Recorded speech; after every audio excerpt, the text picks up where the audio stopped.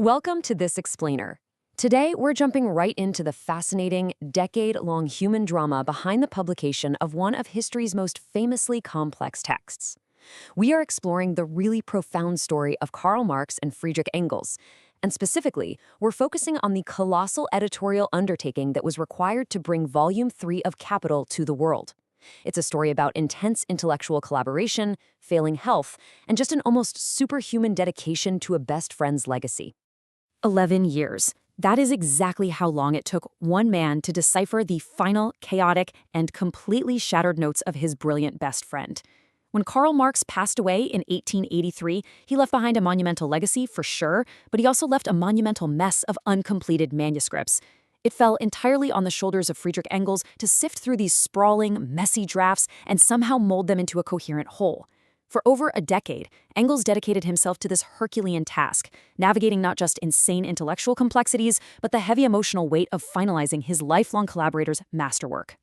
Now, when Engels successfully published Volume 2 back in 1885, he assumed finishing the third book would just be a standard technical exercise. He genuinely believed it would offer only minor hurdles, but man, he was about to face a grueling reality. The sheer, unexpected complexities of the manuscript ended up costing him years, and this lost time actually became one of the chief causes holding up the entire volume's release. Let's move into Section 1, the 11-year delay, mounting obstacles and pressing labors. You see, this work took an absolute, immense, personal toll on Engels. He was battered by a severe eye weakness that restricted his writing time to a bare minimum, literally forcing him to work almost exclusively by artificial light.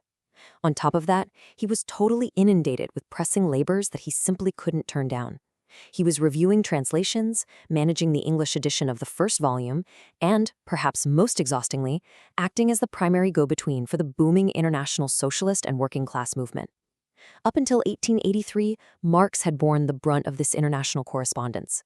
But after he passed away, as the movement was rapidly expanding, Engels had to shoulder this immense burden completely alone. When you look at the timeline of all this, there is a sheer, agonizing gap between Marx's original drafting years and the triumphant, delayed release of Volume 3.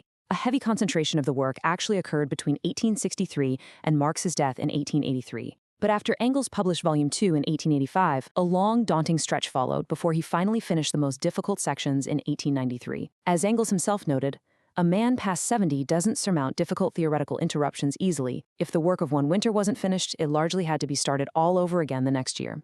Which brings us to Section 2, the manuscript monster, decoding a genius's chaotic notes. To really grasp what Engels was up against, you have to understand Marx's writing process. Marx wrote with endlessly involved periods, recording his highly complex thoughts exactly as they were occurring to him in real time. This chaotic, unedited stream of consciousness process is beautifully captured by the Latin phrase in statu nascendi, meaning in the state of being born. The further Engels went into the draft, the more sketchy and incomplete it became, just filled with sudden excursions into side issues whose proper place was left to be decided way later.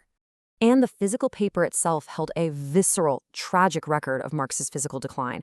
His handwriting progressively betrayed all too clearly the outbreak and progress of his ill health as overwork just completely overtook him.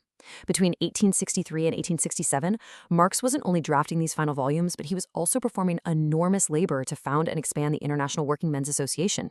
This relentless pace caused ominous signs of ill health that ultimately prevented him from personally putting the finishing touches to his own life's work. So, what Engels actually found, particularly in the notoriously difficult Part 5 of the book, was not a finished draft. Honestly, it wasn't even a scheme with outlines waiting to be filled out. It was a bewildering, disorderly mass of notes, comments, and scattered extracts. Marx had been overtaken by serious illness precisely while he was writing this really complicated section on interest-bearing capital and credit. He left behind long sections containing nothing but extracts from parliamentary reports, supplied with short, facetious comments. It was a puzzle that absolutely would have broken a lesser editor. And that leads us to Section 3, the restoration process, a master editor's grueling workflow. Faced with all this, Engels established a workflow that was, frankly, agonizing. First, he simply had to dictate the unreadable scribbles into a clean copy. That process alone consumed considerable time because the handwriting was often hard to decipher, even for him. Second, he carefully limited his editing only to the absolute essentials. And third, Recognizing his own limitations, he pulled in Samuel Moore, an old Cambridge mathematician and the translator of Volume I, to decode a whole notebook of Marx's uncompleted mathematical equations regarding the rate of surplus value and profit. Now for Section 4, Cutting the Gordian Knot, the climax of Part 5. Realizing he was literally losing years of his life to this specific section, Engels made a dramatic executive decision. To avoid spending years researching the entire voluminous literature on the subject all by himself, he decided to stop trying to finish Marx's incomplete thoughts. Instead, he aggressively decided to cut the Gordian knot. He confined himself to organizing only what was physically there on the page, making only the most indispensable additions to stitch those fragments together. Moving into Section 5, Preserving the Author's Voice, Loyalty over Perfection. This is a crucial point. It's amazing how strictly Engels managed his own ego during this process. He fiercely separated his own voice from Marx's. Whenever he had to make an alteration that exceeded just basic editing, or if he applied Marx's material to independent conclusions, he enclosed the entire passage in brackets and proudly affixed his initials, F.E. Conversely, he deliberately left Marx's repetitions and unfulfilled tangents completely intact. If Marx viewed a subject from another standpoint using different words, Engels kept it. He wanted to preserve the raw character of the first draft wherever it was clear. Engels explicitly refused to completely rewrite the work. He knew that smoothing it out perfectly would destroy the very essence of it being a book by Karl Marx. He stated that if he had tried to write the definitive, completed version of those chaotic notes, he would in the end have produced something that would nevertheless not have been a book by Marx. His goal wasn't to write a flawless book, right? His goal was to deliver Marx's book to the world exactly as Marx had left it, raw brilliance and all. As we wrap up this explainer, we are left with a pretty stunning realization. Without Friedrich Engels' incredible, almost invisible labor of loyalty, patience, and deep intellectual friendship, would Marx's final theories have been lost to history forever?